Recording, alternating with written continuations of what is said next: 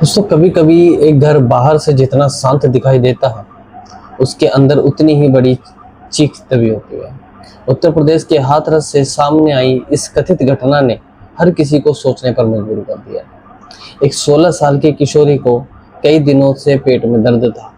परिवार ने पहले इसे सामान्य परेशानी समझा, लेकिन जब दर्द बढ़ता गया तो उसे डॉक्टर के पास ले जाया गया और डॉक्टर की एक बात सुनते ही परिवार के पैरों तले जमीन खिसक गई।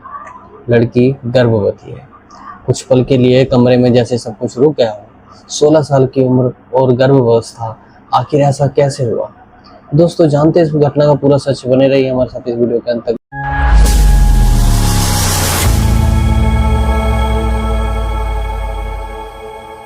सबसे पहले नमस्कार दोस्तों, मैं हेमंत सेन अपने यूट्यूब चैनल में जवादत में आपका हार्दिक स्वागत करता हूँ।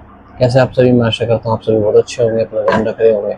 दोस्तों आज की जो घटना है यह उत्तर प्रदेश के हाथरस जिले की घटना है। इसमें जो है किशोरी कुछ समय से परेशान थी। वह पहले की तरह सामान्य नहीं रहती थी, चुप रहती थी, अकेली बैठती थी और कई बार बिना किसी वजह से घबरा जाती थी। परिवार को लगा कि शायद पढ़ाई या किसी दूसरी परेशानी का तनाव होगा। फिर एक दिन उसके पेट में अचानक तेज दर्द हुआ। फिर एक दिन जब दर्द हुआ तो परिजन उसे डॉक्टर के पास लेकर पहुंचे। जांच हुई। कुछ देर बाद डॉक्टर ने परिवार को अलग बुलाया। डॉक्टर ने जो बताया उसे सुनकर परिवार स्तब्ध रह गया। किशोरी गर्भवती थी। घर लौटने के बाद सवालों की बौछार शुरू हो गई, लेकिन सबसे बड़ा सवाल था, आखिर इसके पीछे कौन है? परिवार ने किशोरी से बात की। शुरुआत में वह बेहद डरी हुई थी। काफी समझाने के बाद उसने कथित तौर पर जो बताया उसने परिवार को अंदर तक हिला कर रख दिया।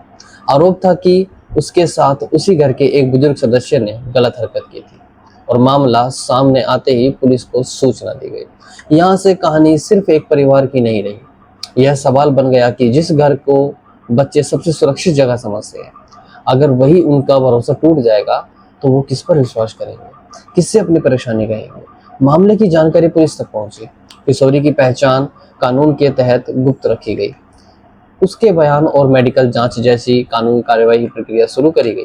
परिवार के लिए यह समय बेहद कठिन था। एक तरफ बच्ची की मानसिक स्थिति की चिंता थी, दूसरी तरफ कानून की कार्यवाही और सबसे बड़ा दर्द था, जिस व्यक्ति पर आरोप लगा था वह परिवार का ही हिस्सा बताया जा रहा था। लेकिन जांच में आरोप और सबूतों के बीच अंतर करना जरूरी होता है, इसलिए अंतिम जांच अदालत और आधिकारिक जांच से ही तय होनी चाहिए। इस घटना की सबसे डरावनी बात सिर्फ यह नहीं थी कि एक बच्ची के साथ कथित तौर पर अपराध हुआ। सबसे बड़ा सवाल था, क्या वह बच्ची इतने दिनों तक अपने भीतर का डर अकेले सहती रही?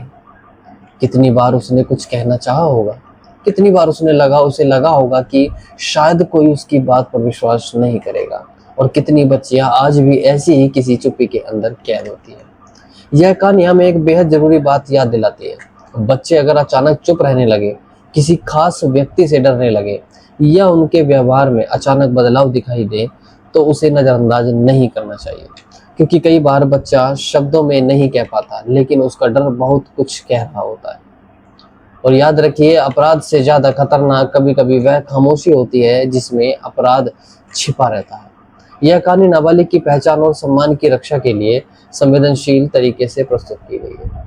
किसी आरोपी को दोषी ठहराना केवल न्यायिक प्रक्रिया के बाद ही उचित रहेगा, क्योंकि उस लड़की के ये बयान पर साफ साफ ये जाहिर हो जाता है कि उसके दादाजी ने ही अपनी छोटी पोती के साथ, 16 साल की नाबालिग पोती के साथ ये दुष्कर्म किया और 2.5 महीने से वह इस प्रताड़ना को सह रही थी। आखिर अगर यह दर्द ना होता तो पता नहीं यह कब तक इस बच्ची इस परेशानी को ही सहती रहती। तो दोस्तों इस कहानी को सुनाने का उद्देश्य किसी को हैरान परेशान करना नहीं है, बस इतना है कि आप जागरूक हो सकें और सचेत रह सकें। दोस्तों इस कहानी को शेयर करें, ये समझकर शेयर ना करें कि ये किस तरह की घटना है। ऐसी घटना को हम किसी को भेजेंगे तो क्या समझेंगे लोग, क्या सोचेंगे?